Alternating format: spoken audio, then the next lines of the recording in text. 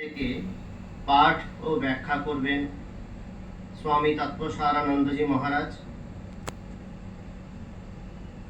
তারপরে পরিবেশিত হবে গীতি আলেখ্য, বিষয় পতিত পাবন শ্রীরামকৃষ্ণ। পরিবেশন করবেন সুরপীঠ, তারপরে তালবাদ্য, তারপরে ভজন, আর রয়েছে সন্তুর বাদন। বিকেলে রয়েছে ধর্মসভা। এখন শ্রী শ্রী রামকৃষ্ণ লীলা প্রসঙ্গ থেকে পাঠ ও ব্যাখ্যা করে শোনাবেন স্বামী তত্ত্বসারানন্দজি মহারাজ, অধ্যক্ষ, ব্রহ্মচারী প্রশিক্ষণ কেন্দ্র, বেলুড় মঠ। অবতার বরিষ্ঠায় রামকৃষ্ণায় তে নমঃ। আজ ভগবান শ্রী রামকৃষ্ণ দেবের 191তম পূর্ণ আবির্ভাব তিথি উপলক্ষে এই যে সারাদিন ব্যাপী অনুষ্ঠান,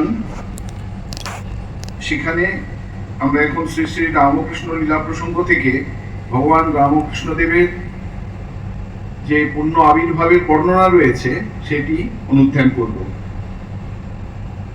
লীলা প্রসঙ্গের প্রথম যে খণ্ড, সেই প্রথম খণ্ডে কামারপুকুর গ্রামের একটি মনোরম বর্ণনা রয়েছে এবং শ্রীরামকৃষ্ণ দেবের যে পিতৃদেব ক্ষুদিরাম চট্টোপাধ্যায়, তার সম্পর্কেও বেশ কিছু তথ্য দেয়া আছে। সেখানে বলা হচ্ছে যে কামারপুকুরের পশ্চিমে এক ক্রোশ দূরে 3টি গ্রাম ছিল, সাতবেড়ে, নারায়ণপুর আর দেড়ে গ্রাম। এর পাশাপাশি অবস্থিত এবং অত্যন্ত সমৃদ্ধ গ্রাম। সেখানে বড় বড় পুকুর এবং অত্যন্ত প্রাচীন কিছু শিব মন্দির থেকে অনুমান করা যায় যে এককালে এই গ্রামটি অত্যন্ত সমৃদ্ধ গ্রাম ছিল।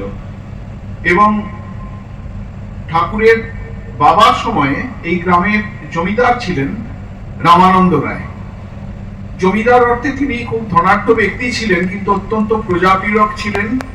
কারোর উপর যদি তিনি ক্রুদ্ধ হতেন কোনো প্রজার উপর, তাকে সর্বশান্ত করে দিতে সে ছলে বলে কৌশলে সর্বশান্ত করতে কুণ্ঠিত হতেন না।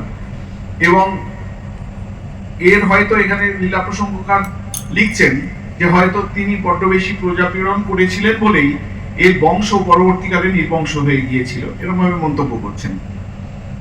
এই গ্রামে ক্ষুদিরাম চট্টোপাধ্যায়ের বাস ছিল পূর্ব পুরুষানুক্রমে ক্ষুদিরাম চট্টোপাধ্যায় এই গ্রামে বসবাস করতেন। এবং বলা হয় যে সেই সময়ে এই চট্টোপাধ্যায় পরিবারের ওখানে প্রায় 150 বিঘে জমি ছিল। তারপর ওই আমরা এই গল্প জানি যে রামানন্দ রায় একটি মিথ্যা মোকদ্দমায় ক্ষুদিরাম চট্টোপাধ্যায়কে সাক্ষী দেওয়ার অনুরোধ করেন, কিন্তু ক্ষুদিরাম চট্টোপাধ্যায় অত্যন্ত ধর্মপ্রাণ ছিলেন। এই মিথ্যে সাক্ষী দেওয়ার কথা স্বপ্নেও তিনি কল্পনা করতে পারতেন না। তিনি সেই সাক্ষী দিতে অস্বীকার করায় তাকে ওই গ্রাম থেকে উচ্ছেদ করা হয়। একদম তার সমস্ত সম্পত্তি, ওই 150 বিঘা জমি এবং অন্যান্য সম্পত্তি যা ছিল করে একদম গ্রাম থেকে তাড়িয়ে দেওয়া হয়। তিনি সপরিবারে রাস্তায় নেমে আসেন। তারপরে আমরা জানি যে ওনার এক বন্ধু কামারপুকুর গ্রামে ছিলেন, তিনি ওকে আশ্রয় দেন, কয়েকটি চালা ঘর ছেড়ে দেন, 1 বিঘা 10 ছটাক জমি তার জন্য বরাদ্দ করেন, নিঃশর্তে তাকে দান করেন যে তুমি এখানেই চাষবাস করো, এখানে এই চাষবাসের ফসল থেকে তোমার ভরণ পোষণ হবে। লক্ষ্মী জলা নামে খ্যাত, এখনো সেই লক্ষ্মী জলা আছে কামারপুকুরে।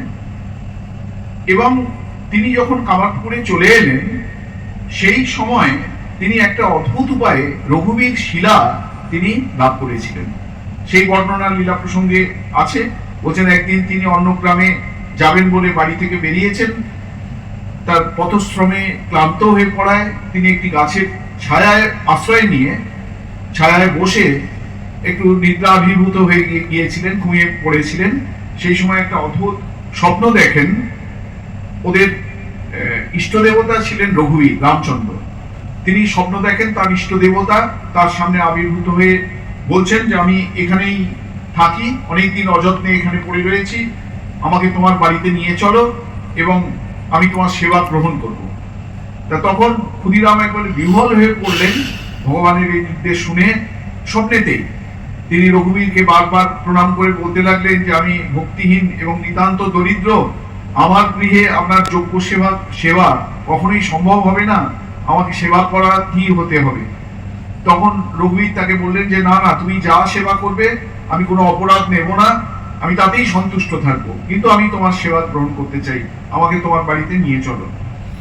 তারপর ক্ষুদিরামের ঘুম ভেঙে গেল। তিনি উঠে চারপাশে দেখতে দেখতে দেখছেন যে দূরে ধান খেতে এক জায়গায় হাওয়ায়, মৃদুমন্দ হাওয়ায় ধান আন্দোলিত হচ্ছে, ধানের শীষ আন্দোলিত হচ্ছে। তিনি সেখানে গিয়ে দেখছেন যে একটি সত্যি সত্যি রঘুবীর একটি শিলা, নারায়ণ শিলা সেখানে পড়ে রয়েছে এবং সেই নারায়ণ শিলার উপর একটি সাপ তার ফণা ধরে দাঁড়িয়ে রয়েছে। তিনি খানিকক্ষণ অপেক্ষা সেখানে করার পর সাপটি ধীরে ধীরে গর্তে চলে গেল। তখন ক্ষুদিরাম চট্টোপাধ্যায় সর্পদংশনের ভয়ে ভীত না হয়ে সেই রঘুবীর শিলাকে সেখান থেকে তুলে নিলেন, জয় রঘুবীর বলে সেই রঘুবীর শিলাকে বুকে তুলে নিলেন।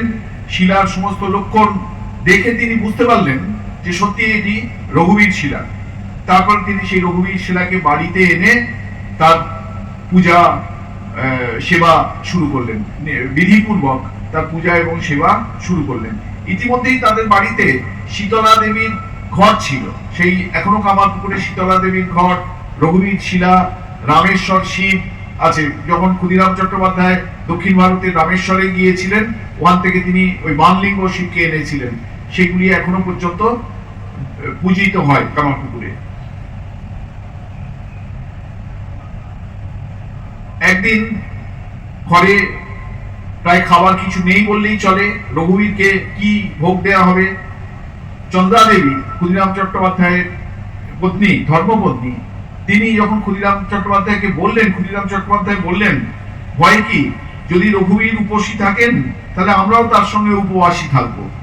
কিন্তু খুব আনন্দের বিষয়, রঘুবীরকেও উপবাসী থাকতে হয়নি, ক্ষুদিরাম চট্টোপাধ্যায় এবং চন্দ্রা দেবীকেও উপবাসী থাকতে হয়নি। অলৌকিক উপায়ে সেদিন আহার্যের সংস্থান হয়েছিল।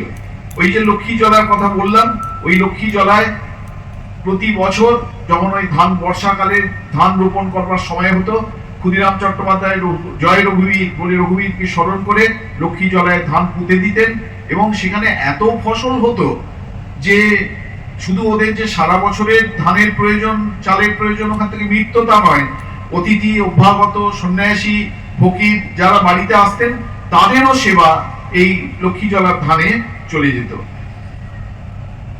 ক্ষুদিরাম চট্টোপাধ্যায়ের যে ঈশ্বর ভক্তি এবং তার অতীন্দ্রিয় অনুভূতির কথা খুব বিশদভাবে স্বামী শারদানন্দ মহারাজ এই শ্রী শ্রী লীলা প্রসঙ্গ, রামকৃষ্ণ লীলা প্রসঙ্গ গ্রন্থে বর্ণনা করেছেন।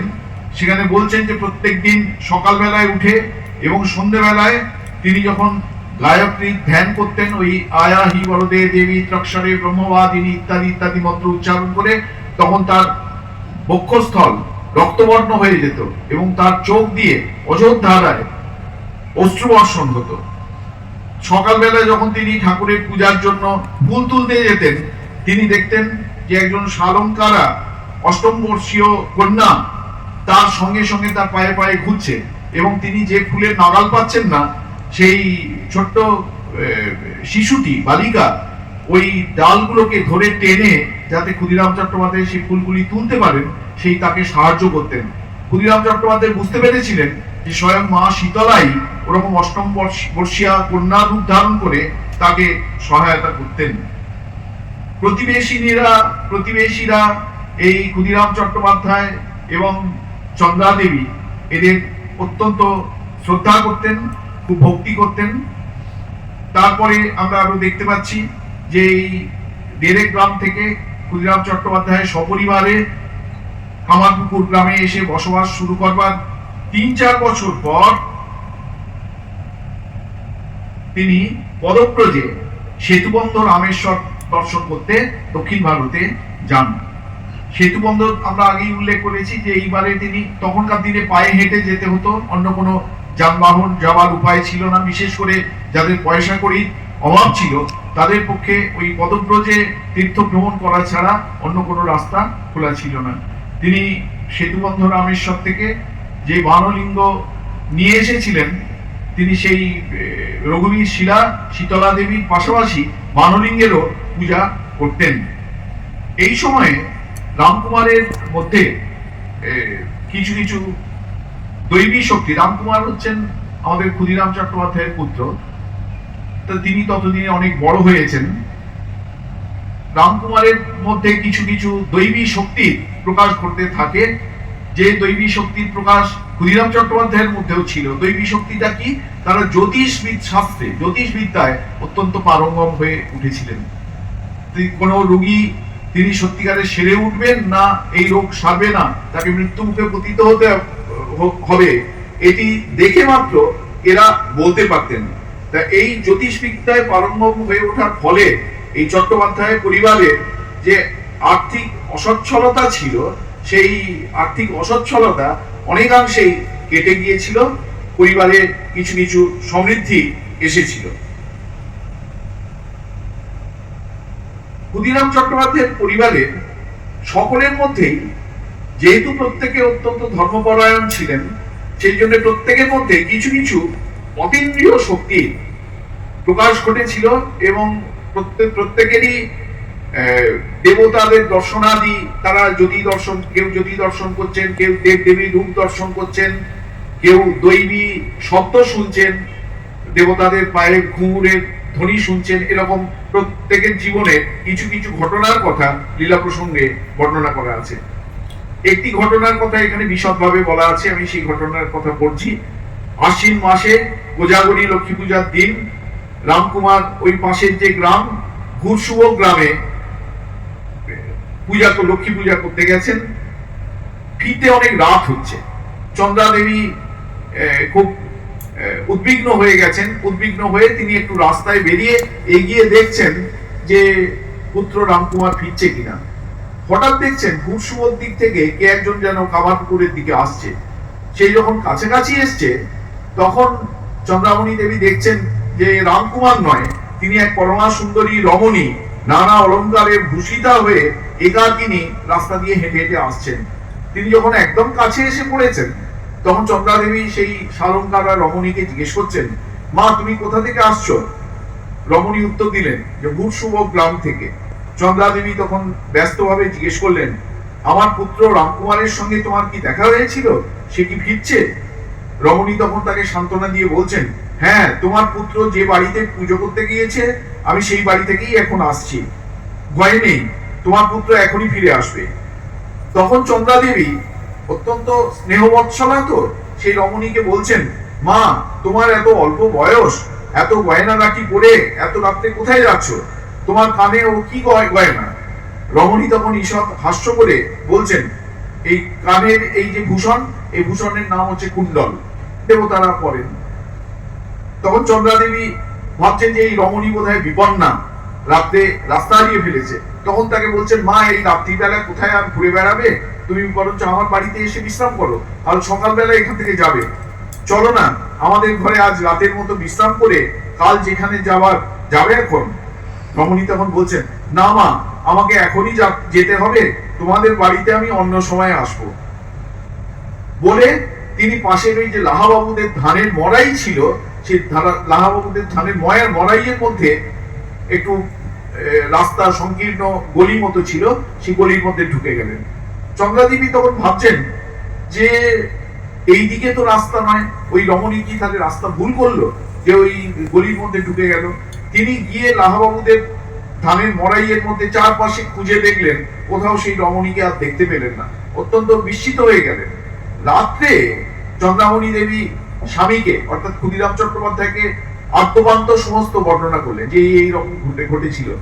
তখন ক্ষুদিরাম চট্টোপাধ্যায় বলছেন যে আজকে কোজাগরী লক্ষ্মী পূজা, তুমি বুঝতে পারলে না? শ্রী শ্রী লক্ষ্মী দেবী তোমাকে কৃপা করে আজকে দর্শন দিয়ে গিয়েছিলেন।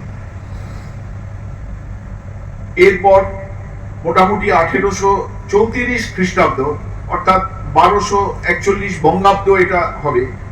সেই সময়ে ক্ষুদিরাম চট্টোপাধ্যায়ের জীবনে একটি বিশেষ ঘটনা ঘটলো। ঘটনাটি কি না, ক্ষুদিরাম চট্টোপাধ্যায় গয়াধামে তীর্থ করতে যাত্রা করলেন। ওই সময় তার বয়স 60 বছর।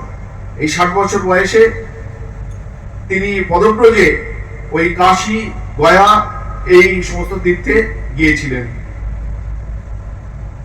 গয়াতে গিয়ে প্রথমে তিনি বারাণসীতে গেলেন, কাশী বিশ্বনাথকে দর্শন করলেন। সেখান থেকে পদব্রজে গয়াতে যখন এসে পৌঁছালেন তখন চৈত্র মাস। স্মৃতিশাস্ত্রে বলা হয় যে চৈত্র মাস হচ্ছে মধু মাস, এবং এই মাসে পিতৃপুরুষের উদ্দেশ্যে পিণ্ডদান করলে পিতৃপুরুষ অত্যন্ত পরিতৃপ্ত হন। হয়তো এইসব হিসেব করেই ক্ষুদিরাম চট্টোপাধ্যায় এই সময়টাকে বেছে নিয়েছিলেন যে এই সময় আমি গয়াতে আসব। তিনি এসে যথা সময়ে পিতৃপুরুষের উদ্দেশ্যে বিষ্ণুপাদ পদ্মে পিণ্ডদান করলেন, এবং তিনি যেন অন্তরে অন্তরে অনুভব করলেন যে তার পিতৃপুরুষ একদম সাক্ষাৎ সশরীরে সেই পিণ্ড গ্রহণ করলেন, এবং তারা পরিতৃপ্ত হয়ে ক্ষুদিরাম চট্টোপাধ্যায়কে আশীর্বাদ করলেন। এটি ক্ষুদিরাম চট্টোপাধ্যায় অনুভব করলেন মর্মে মর্মে। তারপরে তিনি ওখানে যে ওই পান্ডাদের ঘর থাকে, যে ঘর ওরা ভাড়া দেয় তীর্থযাত্রীদের জন্য, ওরকম একটি কোনো ঘরে ছিলেন। সেই ঘরে এসে যখন বিশ্রাম গ্রহণ করছেন, একটু তন্দ্রাভিভূত হয়েছেন, তন্দ্রাচ্ছন্ন মতো হয়েছেন, তখন তিনি স্বপ্ন দেখছেন যে একজন দিব্য পুরুষ তার সামনে আবির্ভূত হয়েছেন। মানে এখানে বিষ্ণু অর্থাৎ শ্রীকৃষ্ণ আবির্ভূত হচ্ছেন, আর এর আগে রঘুবীর শিলা রামচন্দ্র আবির্ভূত হয়েছেন। সেই বিষ্ণু দিব্য শরীরে আবির্ভূত হয়ে বলছেন, ক্ষুদিরাম, তোমার ভক্তিতে আমি পরম প্রসন্ন হয়েছি। পুত্ররূপে তোমার গৃহে অবতীর্ণ হয়ে আমি তোমার সেবা গ্রহণ করতে চাই। ক্ষুদিরাম চট্টোপাধ্যায়ের পক্ষে এইরকম স্বপ্ন স্বপ্নেরও অতীত, যে স্বয়ং ভগবান বলছেন আমি তোমার পুত্ররূপে আবির্ভূত হয়ে তোমার সেবা গ্রহণ করতে চাই। তিনি তখন একই সঙ্গে তার আনন্দ হচ্ছে, কিন্তু আবার অন্যদিকে গভীর দুঃখে তার মন হৃদয় একদম পরিপূর্ণ হয়ে যাচ্ছে। তিনি ভাবছেন যে আমি এত দরিদ্র, ভগবান আবির্ভূত হলে তাকে খাওয়াবই কি আর পড়াবই কি, তার যত্ন কি করে আমি করব। তিনি তখন ওই স্বপ্নেই বলছেন ভগবানকে, না না প্রভু, আমার ওই রকম সৌভাগ্যের প্রয়োজন নেই। কৃপা করে আপনি যে আমাকে দর্শন দানে কৃতার্থ করলেন এবং ওই রকম অভিপ্রায় প্রকাশ করলেন, এটাই আমার পক্ষে যথেষ্ট। সত্য সত্য পুত্র হলে আমি এতই দরিদ্র, আমি কি আপনার সেবা করতে পারবো? তখন ওই দিব্য পুরুষ বলছেন, আরো অধিকতর প্রসন্ন হয়ে বলছেন, ভয় নেই ক্ষুদিরাম, তুমি যা প্রদান করবে আমি তাই তৃপ্তির সঙ্গে গ্রহণ করব। আমার অভিলাষ পূর্ণ করতে আপত্তি করো না। তার স্বপ্ন ভেঙে গেল। স্বপ্ন ভেঙে গিয়ে যুগপৎ আনন্দ এবং দুঃখ, পরস্পর বিপরীতমুখী দুই ভাব, তার ভাবের স্রোত তার হৃদয়ে প্রবাহিত হতে লাগলো। তিনি স্তম্ভিত হয়ে গেলেন, প্রায় জ্ঞান শূন্য মতো হয়ে গেলেন। স্বয়ং ভগবান আমার ঘরে আসবেন। তারপর তিনি যখন কামারপুকুরে ফিরে এলেন, তিনি বুঝতে পেরেছেন যে তাকে আবার পুত্রমুখ দর্শন করতে হবে। এখানে বলা হচ্ছে যে 1242 সালে, অর্থাৎ খুব সম্ভবত 1835-এ তিনি গয়াধাম থেকে কামারপুকুরে ফিরে এসেছিলেন। এরপর পরবর্তী যে অধ্যায়, চতুর্থ অধ্যায়, প্রথম খণ্ডের চতুর্থ অধ্যায়, সেখানে পূজনীয় শারদানন্দ মহারাজ চন্দ্রা দেবীর সব নানা রকমের অনুভবের কথা বর্ণনা করেছেন। যে ভগবান তার গর্ভে আবির্ভূত হবেন, চন্দ্রা দেবীর সেরকম কি কি অতীন্দ্রিয় অনুভব সকল হচ্ছে তার বর্ণনা, খুব সুন্দর বর্ণনা রয়েছে। এই বর্ণনা দেওয়ার আগে তিনি বিভিন্ন মহাপুরুষদের, পৃথিবীর ইতিহাসে যে বিভিন্ন মহাপুরুষদের কথা আমরা পাই, তাদের জীবন থেকেও নানা দৃষ্টান্ত তুলে তুলে শারদানন্দজি দেখাচ্ছেন যে প্রত্যেক মহাপুরুষের আবির্ভাবের পূর্বেই তাদের বাবা মা এদের প্রত্যেকেরই নানা রকমের অতীন্দ্রিয় অনুভব সকল হয়েছিল। যেমন এখানে কয়েকটি দৃষ্টান্ত তিনি দিয়েছেন। বলছেন যেমন ভগবান রামচন্দ্র তার যে 4 ভাই সহ জন্মগ্রহণ করেন, রাম, লক্ষ্মণ, ভরত, শত্রুঘ্ন, তাদের জন্মের আগে যজ্ঞাবশিষ্ট, পাত্রাবশেষ বা চরু ভক্ষণ করেছিলেন রানীরা, এদের মায়েরা, এবং সেই চরু ভক্ষণ করেই এই 4 পুত্রের জন্ম হয়েছিল। তারপরে ভগবান শ্রীকৃষ্ণের যখন জন্ম হয়েছে কোথায়, না কারাগারে জন্ম হয়েছে। তার যখন শ্রীকৃষ্ণের জন্ম হচ্ছে তখন তার মা বাবা তারা কারাগারের মধ্যে কিন্তু শ্রীকৃষ্ণকে নবজাত বালক রূপে দেখেননি, অদ্ভুত একটি ষড়ৈশ্বর্য সম্পন্ন ভগবান রূপে তাকে দর্শন করেছিলেন। যে দেখছেন সেই শঙ্খচক্র গদাপদ্মধারী ভগবান নারায়ণ, তিনি সেই কারাগারের মধ্যে আবির্ভূত হয়েছেন এই রূপে। কারণ এই নারায়ণ শঙ্খচক্র গদাপদ্মধারী নারায়ণই ছিলেন ক্ষুদিরাম চট্টোপাধ্যায়ের এই শ্রীকৃষ্ণের বাবার ইষ্ট দেবতা। এই রূপে তারা শ্রীকৃষ্ণকে দর্শন করেছিলেন। তারপরে আরেকটি দৃষ্টান্ত দিয়েছেন বুদ্ধদেবের, যে বুদ্ধদেবের যখন জন্ম হবে তার আগে মায়া দেবী স্বপ্নে দর্শন করেছিলেন যেন জ্যোতির্ময় সাদা হাতি শ্বেত হস্তি তার উদরে প্রবেশ করছেন। কারণ বৌদ্ধ দর্শনে, বৌদ্ধ যে মাইথোলজি আছে সেখানে সাদা হাতি খুব শুভ দর্শনের প্রতীক, শুভ দৈবী প্রতীক।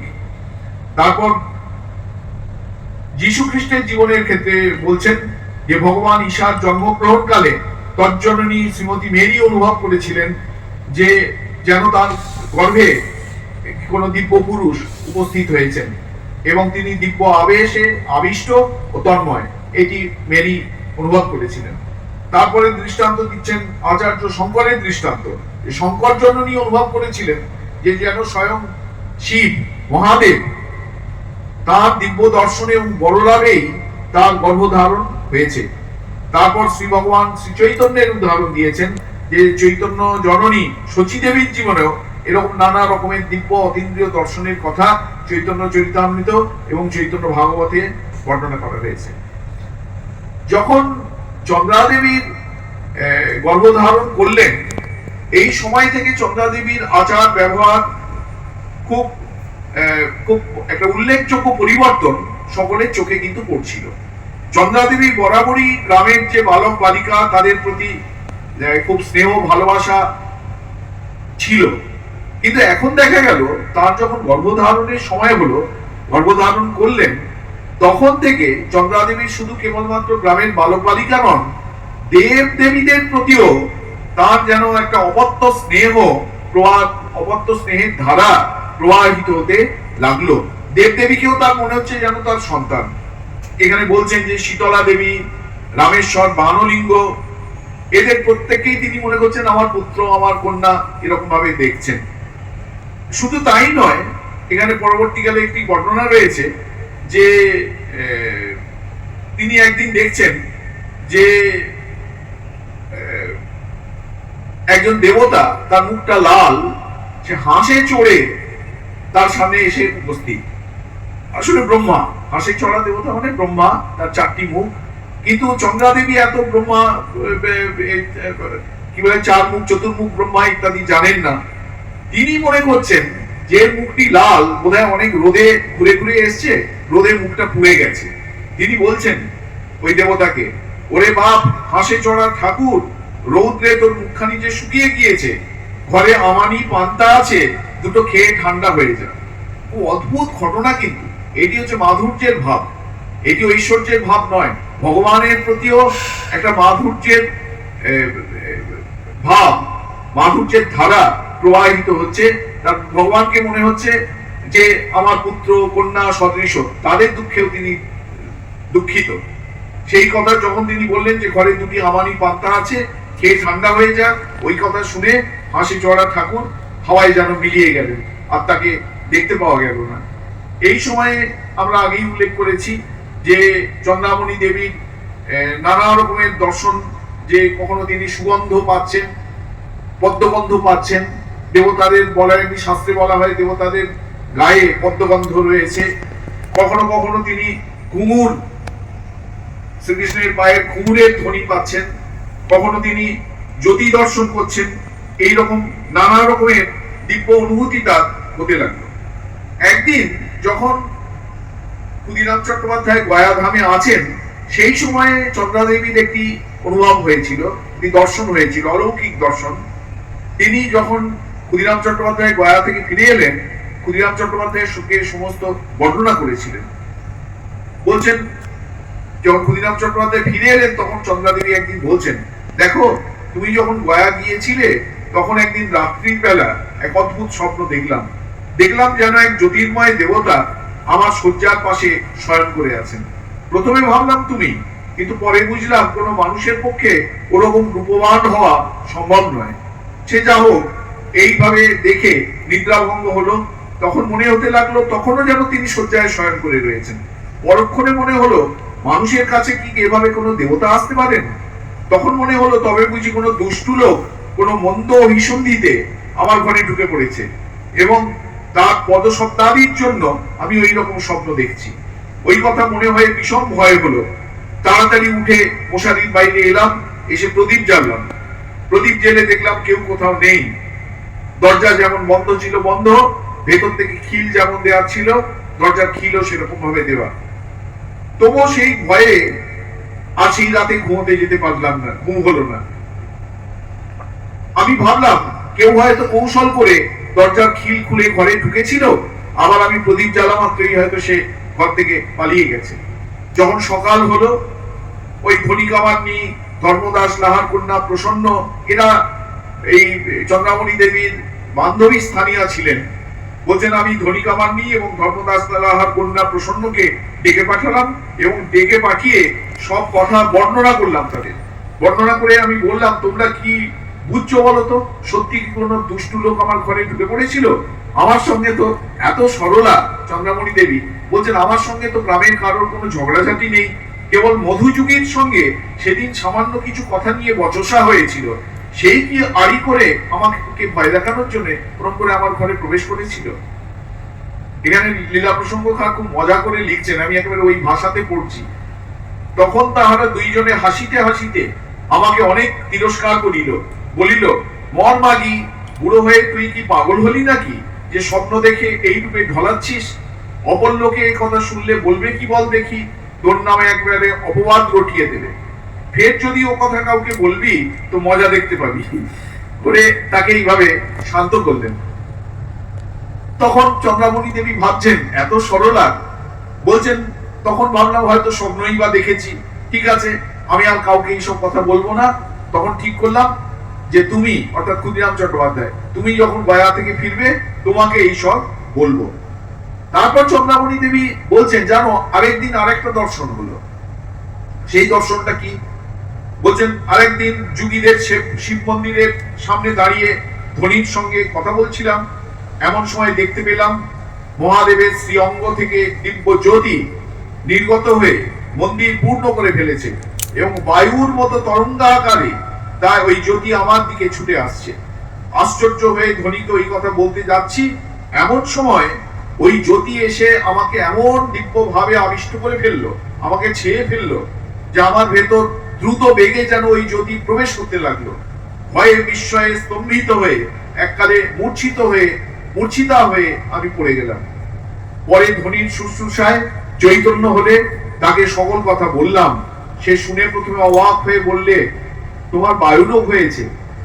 কিন্তু আমার মনে হয়, চন্দ্রামণি দেবী বলছেন, আমার মনে হয় এটা কোনো রোগ টোগ নয়, এটা কোনো বায়ুরোগ নয়। আমার যেন মনে হচ্ছে আমার ওই জ্যোতি আমার ভেতরে প্রবেশ করেছে এবং আমার গর্ভ সঞ্চার করেছে, আমার গর্ভ সঞ্চারের উপক্রম হয়েছে।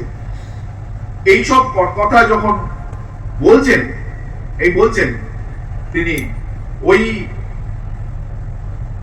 বলছেন ওই কথাও আমি ধনী এবং ওই ধর্মদাস লাহার কন্যা প্রসন্নকে বলেছিলাম। তারা শুনে আমাকে নির্বোধ, পাগল ইত্যাদি কত কিছু বলে তিরস্কার করতে লাগলো এবং মনের ভ্রম হতে পারে এই কথা মনে করে বললো যে ওইসব কাউকে বলো না, তাহলে সকল লোকে তোমাকে পাগল বলে মনে করবে। সেই অবধি আমি কাউকে কোনো কিছু বলিনি, কিন্তু আমার সত্যিই মনে হচ্ছে ওই জ্যোতি আমাকে আবিষ্ট করার পর আমার গর্ভ সঞ্চার হয়েছে। ক্ষুদিরাম চট্টোপাধ্যায় তখন সমস্ত মন দিয়ে এতক্ষণ শুনছিলেন। সব শুনে বললেন যে দেখো আমাদের পরম সৌভাগ্য যে ভগবান স্বয়ং আমাদের গৃহে আবির্ভূত হচ্ছেন। আর তোমার এই যে দর্শনাদি হয়েছে, আমারও কিন্তু দর্শন এরকম হয়েছে। গয়াতে স্বয়ং ভগবান আমাকে এসে এই কথা বলেছেন। এই সব শোনার পর উভয়েই অত্যন্ত আনন্দিত হলেন এবং এই চন্দ্রামণি দেবী ক্ষুদিরাম চট্টোপাধ্যায় নিজেদের মানসিকভাবে আধ্যাত্মিকভাবে এমনভাবে প্রস্তুত করতে লাগলেন যে যেন ভগবান যখন আবির্ভূত হবেন তখন তার ঠিক ঠিক সেবা পূজা এরা করে উঠতে পারেন, এইভাবে নিজেদের প্রস্তুত করতে লাগলেন। কিন্তু এই পরবর্তীকালে শারদানন্দজি কামারপুকুর গ্রামের বিভিন্ন মানুষ যারা ঠাকুরকে দেখেছেন, চন্দ্রামণি দেবীকে দেখেছেন, ক্ষুদিরাম চট্টোপাধ্যায়কে দেখেছেন, তাদের মুখে শুনেছেন, শুনে লিখছেন, বলছেন যে বুড়ো বয়সে চন্দ্রামণি দেবীর গর্ভধারণ হচ্ছে, কিন্তু এই সময়ে তার এত রূপবতী, তিনি ধীরে ধীরে রূপলাবণ্যশালিনী হয়ে উঠছিলেন যে মানুষ দেখে বলতো বুড়ো বয়সে গর্ভবতী হয়ে মাগির এত রূপ, বোধহয় ব্রাহ্মণী এবার প্রসবকালে মৃত্যু মুখে পতিতা হইবে। এরকম ভাবে লীলা প্রসঙ্গকার লিখছেন।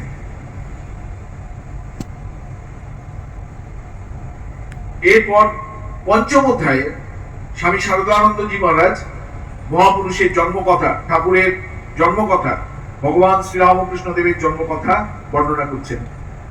লিখছেন, শরৎ হেমন্ত শীত অতীত হয়ে ক্রমে ঋতুরাজ বসন্ত উপস্থিত হলো। এগুলি সাধু ভাষায় লেখা, আমি পাঠ সৌকর্যের জন্য চলিত করে বলছি। শীত ও গ্রীষ্মের সুখ সম্মিলনে মধুময় ফাল্গুন স্থাবর জঙ্গমের ভিতর নবীন প্রাণ সঞ্চারিত করে আজ ষষ্ঠ দিবস সংসারে সমাগত। জীব জগতে একটা বিশেষ উৎসাহ, আনন্দ ও প্রেমের প্রেরণা সর্বত্র লক্ষিত হচ্ছে। এই ঘটনা আমরা শ্রীমদ্ ভাগবতেও দেখি যে ভগবান শ্রীকৃষ্ণ যখন আবির্ভূত হবেন, জন্মগ্রহণ করবেন, তখন প্রকৃতির বর্ণনা সেখানে আছে, অপূর্ব প্রকৃতির বর্ণনা। সেখানে গাছপালা সমস্ত প্রচুর ফুল ফুটেছে, ভ্রমর গুঞ্জন করছে, তারপর বায়ুতে পূর্ণ গন্ধ প্রবাহিত হচ্ছে, মেঘ, আকাশে জল ভরা মেঘ নেই, সমস্ত জল বৃষ্টিরূপে পতিত হয়ে গেছে। সাদা মেঘের আনাগোনা, তারা যেন ডমরু বাদনের মতো গুরু গুরু গুরু গুরু করে আওয়াজ করছে, যেন ভগবানের আবির্ভাবকে স্বাগত জানাচ্ছে। সমুদ্র মৃদুমন্দ গর্জন করছে। নদীর জল সবেমাত্র বর্ষাকাল গেছে, কিন্তু নদীর জল খোলা নয়, একদম স্বচ্ছ, কাঁচের মতো স্বচ্ছ। এই রকম তারপর ব্রাহ্মণদের বাড়িতে ওই যে সমস্ত যজ্ঞের অগ্নি প্রায় নিবু নিবু হয়ে গিয়েছিল, নিভতে বসেছিল, সেই যজ্ঞ প্রবল বেগে প্রচলিত হয়ে উঠেছে। কেন প্রচলিত হয়ে উঠেছে? মানে টিকাকার বলছেন, কারণ ভগবান আবির্ভূত হবেন, এবার অধর্মের নাশ হয়ে ধর্ম সংস্থাপন হবে। আর ধর্ম সংস্থাপন হলে দেবতারা তাদের প্রাপ্য যে ভাগ, যজ্ঞ ভাগ, এবার থেকে তারা পেতে শুরু করবেন। এই জন্য অগ্নিও যেন আনন্দিত হয়ে দ্বিগুণ বেগে প্রচলিত হয়ে উঠেছেন। এরকম অদ্ভুত বর্ণনা ভগবানের আবির্ভাবের প্রাক্কালে প্রকৃতির যে বর্ণনা, পৃথিবীর যে বর্ণনা, আকাশের যে বর্ণনা, বনানীর যে বর্ণনা শ্রীমদ্ ভাগবতে আছে। এখানে আমরা দেখছি যে ঠাকুরেরও আবির্ভাবের প্রাক্কালে এই ঋতুরাজ বসন্ত এসে উপস্থিত হলেন এবং প্রকৃতি যেন মনোরম সাজে এই ভগবানের আবির্ভাবকে স্বাগত জানানোর জন্য সেজে উঠতে লাগলো। মহারাজ লিখছেন, শাস্ত্রে আছে ব্রহ্মানন্দের এক কণা সকলের মধ্যে নিহিত থেকে তাদের সরস করে রেখেছে। ওই দিব্যজ্জ্বল আনন্দ কণার কিঞ্চিত অধিক মাত্রা পেয়েই কি এই কাল সংসারের সর্বত্র এত উল্লাস আনয়ন করে থাকে? এই সময়ে চন্দ্রা দেবী এবং ক্ষুদিরাম চট্টোপাধ্যায় দুজনেই জানেন যে কোনো সময় প্রসব হতে পারে। একদিন চন্দ্রা দেবী মাঝে মাঝেই তিনি শরীরে খুব অবসাদ বোধ করতে থাকেন, শরীর খুব ক্লান্তি অনুভব করেন। তার মনে একটা ভয় যে শরীরের যে এরকম অবস্থা, যে কোনো সময়ে প্রসব কাল উপস্থিত হতে পারে, প্রসব হয়ে যেতে পারে। তখন তিনি ভাবছেন যে আচ্ছা, রঘুবীরের সেবা তাহলে কি করে চলবে? কারণ রঘুবীরকে প্রত্যেক দিন অন্নভোগ রান্না করে দেওয়া হয়, রাত্রিরেও রান্না করা ভোগ নিবেদন করা হয়। আমার যদি প্রসব হয়ে যায় তখন তো আর আমি ভগবানের এই সেবা চালাতে পারবো না, তাহলে রঘুবীরের সেবা কি হবে? তিনি ভীতা হয়ে ক্ষুদিরাম চট্টোপাধ্যায়কে এই কথা বললেন। তখন ক্ষুদিরাম চট্টোপাধ্যায় বলছেন, ভয় নেই, তোমার গর্ভে যিনি শুভাগমন করছেন তিনি রঘুবীরের পূজা সেবার বিঘ্ন উৎপাদন করে কখনোই সংসারে প্রবেশ করবেন না, এই আমার ধ্রুব বিশ্বাস। অতএব নিশ্চিন্তা হও, আজকের মতো ঠাকুর সেবা তুমি নিশ্চয়ই চালিয়ে যেতে পারবে। দেখুন কি কনভিকশন! ক্ষুদিরাম চট্টোপাধ্যায়ের কি কনভিকশন, এদের কি কনভিকশন, বলছেন আজকের মতো ঠাকুরের সেবা তুমি নিশ্চয়ই চালিয়ে যেতে পারবে, কাল থেকে আমি রঘুবীরের সেবার জন্য ভিন্ন ব্যবস্থা করব, অর্থাৎ অন্য কাউকে রান্না করার জন্য বলবো, এবং ধনী কামান্ডিকেও বলা আছে যাতে সে আজ থেকে রাত্রির বেলায় এখানে তোমার সঙ্গে শয়ন করে। চন্দ্রাদেবী ক্ষুদিরাম চট্টোপাধ্যায়ের কাছে এই সব কথা শুনে প্রাণে নতুন, তার যেন মনে হলো প্রাণে যেন নতুন করে বল সঞ্চার হয়েছে। তিনি রঘুবীরের মধ্যাহ্ন ভোগ রান্না করলেন, শান্ত শীতলাদির জন্য যা যা কৃত্য ছিল সেগুলো সম্পন্ন করলেন, করে সেদিনের পূজা সেবা নির্বিঘ্নে সম্পাদিত হলো। তারপর রাত্রে ধনী কামান নিয়ে এসে চন্দ্রাদেবীর সঙ্গে শয়ন করছেন। এখানে শারদানন্দ মহারাজ লিখছেন যে রঘুবীরের ঘর ভিন্ন, বাটিতে বসবাসের জন্য দুইখানি চালাঘর ও একখানি রন্ধনশালা মাত্র ছিল, এবং অপর একখানি ক্ষুদ্র চালাঘরে এক পার্শ্বে ধান্য কুটিবার জন্য একটি ঢেকি এবং উহা সিদ্ধ করিবার জন্য একটি উনান বিদ্যমান ছিল।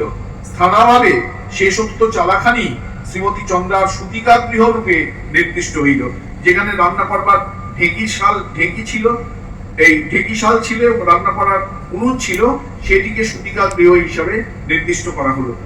রাত্রি অবসান হইতে প্রায় অর্ধদণ্ড অবশিষ্ট আছে, এমন সময় চন্দ্রাদেবী প্রসব ক্রীড়া উপস্থিত হইল। ধনীর সাহায্যে তিনি পূর্বোক্ত ঢেকিশালে গিয়া শয়ন করিলেন এবং অবিলম্বে এক পুত্র সন্তান প্রসব করিলেন। শ্রীমতী চন্দ্রার জন্য ধনী তখন তৎকালোপযোগী ব্যবস্থা করিয়া জাতককে সাহায্য করিতে অগ্রসর হইয়া দেখিল ইতিপূর্বে তাহাকে যেখানে রক্ষা করিয়াছিল সেই স্থান হইতে সে কোথায় অন্তর্হিত হইয়াছে। ভয়ত্রস্তা হইয়া ধনী প্রদীপ উজ্জ্বল করিল এবং অনুসন্ধান করিতে করিতে দেখিতে পাইল রক্ত ক্লেদময় পিচ্ছিল ভূমিতে ধীরে ধীরে হড়কাইয়া ধান্য সিদ্ধ করিবার চুল্লির ভিতর প্রবেশ পূর্বক সে বিভূতি ভূষিতাঙ্গ হইয়া পড়িয়া রহিয়াছে, অথচ কোনো শব্দ করে নাই। ধনী তখন তাহাকে যত্নে উঠাইয়া লইল এবং পরিষ্কৃত করিয়া দীপালোকে ধরিয়া দেখিল অদ্ভুত প্রিয়দর্শন বালক, যেন 6 মাসের ছেলের মতো বড়। প্রতিবেশী লালাবাবুদের বাটি হইতে তখন প্রসন্ন প্রমুখ চন্দ্রাদেবীর 2-4 জন বয়স্যা সংবাদ পাইয়া তথায় উপস্থিত হইয়াছে। ধনী তাহাদিগের নিকটে এ সংবাদ ঘোষণা করিল এবং পূতগম্ভীর ব্রাহ্ম মুহূর্তে শ্রীযুক্ত ক্ষুদিরামের তপস্বী দরিদ্র কুটির শুভ সংখ্যারাবে পূর্ণ হইয়া মহাপুরুষের শুভাগমন বার্তা সংসারে প্রচার করিল। এই ভগবানের জন্ম হলো। ঠাকুর জন্মগ্রহণ করা মাত্রই ওই হরকাতে গিয়ে উনুন, যে উনুনের ভেতর তখন ভস্যে পরিপূর্ণ ছিল, সেই ভস্যের মধ্যে গিয়ে চুপটি করে শুয়েছিলেন। তারপর ধনী কামান্ডি তাকে সেখান থেকে যখন বের করলেন, দেখছেন স্বয়ং শিবের মতো সারা গায়ে ভস্য মেখে তিনি শুয়ে আছেন। এই শিবরাত্রির পরে কয়েকদিন পরেই জন্ম হচ্ছে, তো স্বয়ং শিব এসছেন, স্বয়ং বিষ্ণু শরীর ধারণ করেছেন। এইভাবে ভগবানের জন্ম কথা এখানে বর্ণনা করা হয়েছে।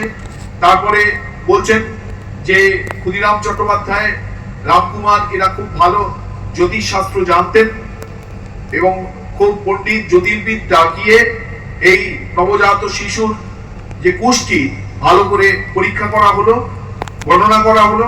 জ্ঞানী শারদানন্দ মহারাজ লিখছেন, জাতক যেরূপ উচ্চ লগ্নে জন্মগ্রহণ করিয়াছে তৎসম্বন্ধে জ্যোতিষ শাস্ত্র নিঃসন্দেহে নির্দেশ করে যে ওইরূপ ব্যক্তি ধর্মবিদ ও মাননীয় হইবেন এবং সর্বদা পুণ্যকর্মের অনুষ্ঠানে রত থাকিবেন। বহু শিষ্য পরিবৃত হইয়া ওই ব্যক্তি দেব মন্দিরে বাস করিবেন এবং নবীন ধর্ম সম্প্রদায় প্রবর্তিত করিয়া নারায়ণাংশ সম্ভূত মহাপুরুষ বলিয়া জগতে প্রসিদ্ধি লাভ পূর্বক সর্বত্র সকল লোকের পূজ্য হইবেন। এরপর লীলা প্রসঙ্গে বর্ণনা রয়েছে, গদাধরের জন্মকুণ্ডলীর খুব বিশদ বর্ণনা রয়েছে। যাদের এই ব্যাপারে আগ্রহী তারা করে দেখে নিতে পারেন। আমরা এখানেই এই শ্রী লীলা প্রসঙ্গের, রামকৃষ্ণ লীলা প্রসঙ্গের পাঠ সমাপ্ত করলাম। ওম শান্তি শান্তি শান্তি, হরি ওম তৎসৎ। শ্রীরামকৃষ্ণার্পণমস্তু। এতক্ষণ